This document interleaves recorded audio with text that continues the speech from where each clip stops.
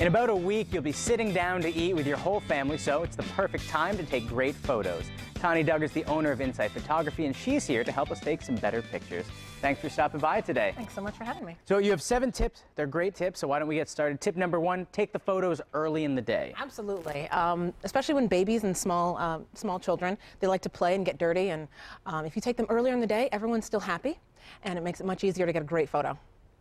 Tip number 2 is make sure you can see everyone's face, not just their eyes. Absolutely. When there are many people in a group photo, some people like to hide, but then they're not really in the photo, and you want to see everyone. So make sure you are, when you're looking through the camera, you can see everyone's face and make sure they can see you. And that's one of your tips that we were talking about just before we went live. It's so important that you take a moment. Whether you're taking your photo on a smartphone or on a really nice camera like this, I would assume that before the picture started, you told everyone to look at you, make sure you can see their eyes. Absolutely. And now, what else is important to note about this photo? Oh, just make sure everyone's comfortable and not too stiff.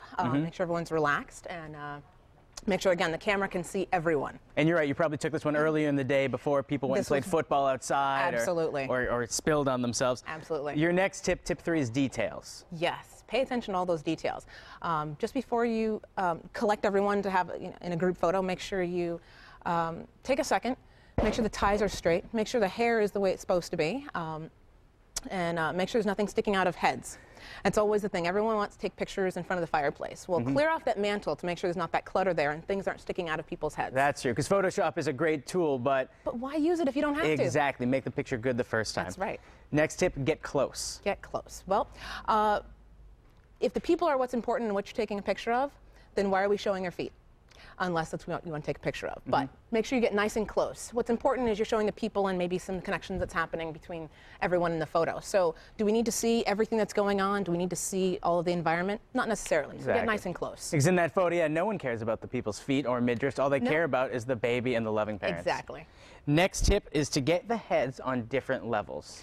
Everyone can stand in a straight line, and that's fun. But if you can sort of get people closer together, meaning make different levels back and forth or front and back, then you can get closer, and you have make an M or a W so that you're not just on one straight line. Oh, so it's multiple varied angles. Yes. What about something like taking a picture on a staircase with everyone on the stairs? Always fun. Makes things easy along in front of the fireplace. Some people can sit on the, what's that thing called? Oh, let's call it the threshold of the fireplace. Let's go with that. People can get different heights, and that way you can get closer, again, which is really important, and different heights. And you can also take, because we're in the digital age, you can take so many different photos, too. It's one of our last tips, absolutely. Exactly. Take lots. There are so many, with digital you can take so many images.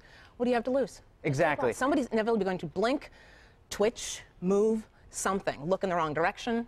Now, even if I'm not a professional photographer, can I do one of those things that I assume the pros do, is jumping around from different angles and always trying to get the best shot? Is that smart? Absolutely. Why not? Have fun. I think that's most important. Are there any shots that we shouldn't get? Because, I mean, for some people, when they photograph me from underneath, my chin looks pretty large.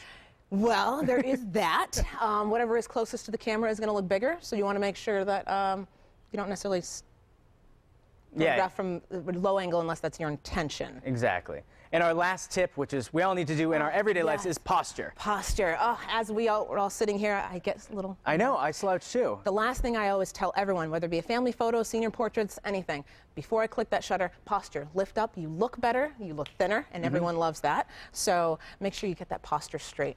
So I assume in this picture, people were a little slouched, and before it started, you said, hey, posture. Absolutely. Think of the posture. It looks better. Well, Tani, thank you so much for stopping in today. It's a pleasure to have you here. These tips are going to help a lot of people out there.